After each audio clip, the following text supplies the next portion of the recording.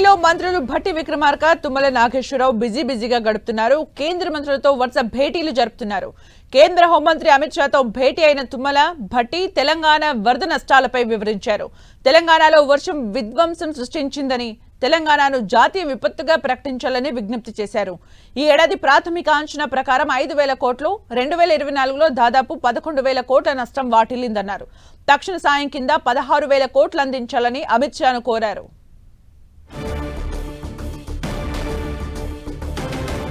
మరిన్ని అప్డేట్స్ మా ప్రతినిధి గోపి అందిస్తారు. గోపి,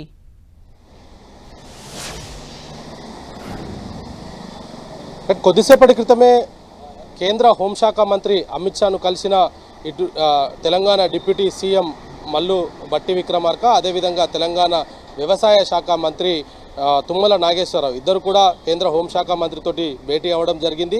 తెలంగాణలో విస్తారంగా కురిసిన వర్షాలు, వరదల ప్రభావంతో తెలంగాణలో అనేక జిల్లాలు కూడా నష్టపోయిన పరిస్థితి ఉంది. దానికి సంబంధించి కూడా కేంద్ర హోంశాఖ మంత్రికి వివరించినారు. అదేవిధంగా పంట నష్టానికి సంబంధించి కావచ్చు, ఆస్తి నష్టానికి సంబంధించి కూడా 5,000 కోట్ల వరకు కూడా ప్రస్తుతం తెలంగాణలో ఈ యొక్క నష్టం వాటిల్లిందంటూ కూడా దానికి సంబంధించిన ఒక నివేదిక కూడా ఇవ్వడం జరిగింది.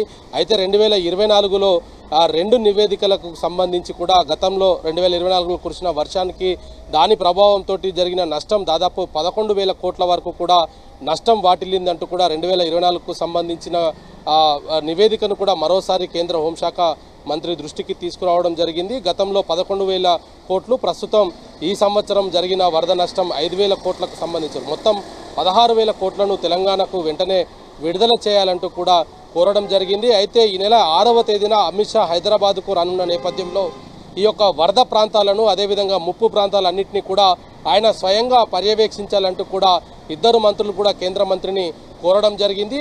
దానికి ఆయన వచ్చే హైదరాబాద్ షెడ్యూల్ 6వ తారీఖు షెడ్యూల్ ఖరారైన నేపథ్యంలో ఈ యొక్క ముప్పు ప్రాంతాలన్నింటినీ కూడా ఆయన స్వయంగా పర్యవేక్షించి వరద తీవ్రతను కూడా గమనించాల్సిందిగా కూడా కోరడం జరిగింది.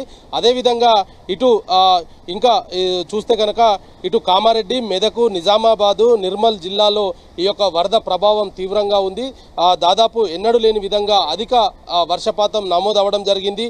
సో ఇప్పటికే ముఖ్యమంత్రి, మంత్రులు, సహాయక బృందం, ప్రభుత్వ యంత్రాంగం అంతా కూడా ఈ యొక్క సహాయక చర్యలో మునిగిపోవడం జరిగింది. అదేవిధంగా ఎప్పటికప్పుడు ప్రజలకు సంబంధించి ఇటు ఈ వరద ముప్పు పెరిగిన కొద్దీ కూడా ముప్పు ప్రాంతాల్లో ఉన్న ప్రజలందరినీ కూడా సురక్షిత ప్రాంతాలకు తరలించడం, వారి ఎలాంటి ప్రాణ నష్టం జరగకుండా రాష్ట్ర ప్రభుత్వం ఎటువంటి చర్యలు తీసుకుంటుంది అన్న దానిపైన కూడా కేంద్ర హోంశాఖకు విన్నవించడం జరిగింది. అయితే 72 గంటల పాటు ఈ నెల 25 నుంచి 28వ తేదీ వరకు కూడా గత నెల 25 నుంచి 28వ తేదీ వరకు కూడా కురిసిన వర్షాలకు 72 గంటల పాటు కూడా భారీ వర్షం కురవడము దాదాపు 100 సంవత్సరాల్లో కూడా ఎప్పుడు కూడా ఇలా జరగలేదు. తీవ్రమైన ఆస్తి నష్టం, పంట నష్టం జరిగింది. కాబట్టి దీన్ని జాతీయ విపత్తుగా కూడా గుర్తించాలంటూ కూడా కేంద్ర హోంశాఖ మంత్రిని మంత్రులు కోరడం జరిగింది. దాంతోపాటు ఆయన 6వ తేదీన హైదరాబాద్కు వచ్చిన సందర్భంలోనే తెలంగాణలో ఉన్న ముప్పు ప్రాంతాలన్నింటినీ కూడా పరిశీలిస్తే ఆయనకు స్వయంగా ఈ విషయాలన్నీ కూడా అర్థమవుతాయి. కాబట్టి ఆయనను ఈ యొక్క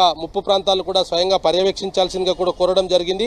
అదేవిధంగా రహదారులు, తర్వాత విద్యుత్ స్తంభాలకు సంబంధించి కావచ్చు, ట్రాన్స్ఫార్మర్లు కొన్ని చోట్ల కాలిపోవడం జరిగింది. ఇతర విపత్తులకు సంబంధించి వీటన్నిటిపైన కూడా దాదాపు 5,000 కోట్ల వరకు కూడా ఈ యొక్క అంచనా వేయడం జరిగింది. కాబట్టి వీటన్నిటిని కూడా వెంటనే విడుదల చేయాల్సింది కూడా కోరడం జరిగింది. మరి దీనిపైన కేంద్ర హోంశాఖ ఎటువంటి నిర్ణయం తీసుకుంటుందో వేచి చూడాలి. Thank you Gopi for the updates.